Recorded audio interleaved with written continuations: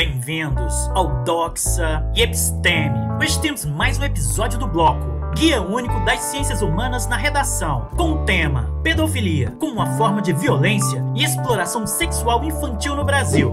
1. Textos motivadores. Texto 1. Mais de 70% da violência sexual contra crianças ocorre dentro de casa. Dados do Disque 100 mostram que só no ano passado foram registrados um total de 17.093 denúncias de violência sexual contra menores de idade. A maior parte delas é de abuso sexual, 13.418 casos. Mas há denúncias também de exploração sexual, 3.675. Só nos primeiros meses deste ano, o governo federal registrou 4,7 mil novas denúncias. Os números mostram que mais de 70% dos casos de abuso e exploração sexual de crianças e adolescentes são praticados por pais, mães, padrastos ou outros parentes das vítimas. Em mais de 70% dos registros, a violência foi cometida na casa do abusador ou da vítima. Indicação de filme: um novo olhar sobre a pedofilia, a partir da análise crítica do filme O Lenhador. 2. Autores e pensadores que podem ser referência em sua argumentação da redação. Emily Durkheim. Sua tese sobre o fato social está diretamente ligada ao tema, pois trata sobre a condenação da sociedade acerca de práticas vistas como desviantes ou ligadas ao sexo, como a exploração infantil, visto que a sociedade estabelece valores e normas morais que permitem que esse tipo de prática seja enxergada como errada, desviante e criminosa.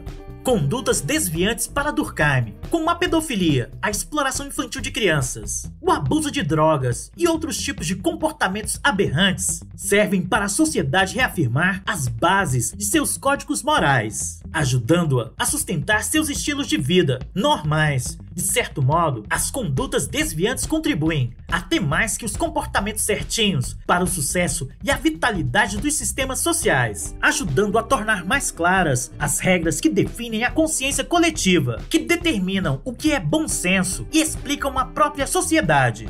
Desvios de conduta levam as normas sociais ao extremo, bem além dos limites permitidos, obrigando os grupos e os indivíduos a se definirem constantemente, fazendo-os sentir a necessidade de regulamentação, ou seja, de especificar direitos e obrigações, de estabelecer o que pode ser feito e o que não pode. Constituem, além disso, uma verdadeira válvula de escape, um redutor de tensões, ansiedades e incertezas que se acumulam no decorrer de toda interação social. Nesse caso, a pedofilia pode perfeitamente se enquadrar ao conceito de desvio de conduta, pois acaba por contrariar o fato social da sociedade, que Durkheim tanto menciona. Immanuel Kant. Também podemos abordar o tema da pedofilia a partir de uma discussão sobre ética. E nesse caso, seria interessante falar sobre o imperativo categórico, que consiste em agir de uma tal forma que a nossa ação tem o valor de uma máxima universal, o que significa dizer que existem regras de conduta que não podem ser realizadas e preservar a integridade física e psíquica de uma criança. Logo, essa prática não pode se tornar universal e deve ser, portanto, combatida. Há também uma fala do apóstolo Paulo, que, bem analisada, constitui um excelente convite à reflexão. Tudo me é lícito, mas nem tudo me convém. Essa sentença estabelece uma significativa relação entre liberdade e responsabilidade, pois embora eu possa fazer qualquer coisa, existem coisas que eu não devo fazer. Submeter crianças a qualquer tipo de violência é algo que não convém. Michel Foucault. O autor menciona a relação de poder e violência. Segundo Foucault, o conceito de poder é simplesmente exercido por um nível da sociedade sobre outro, mas está presente em todos os níveis dela.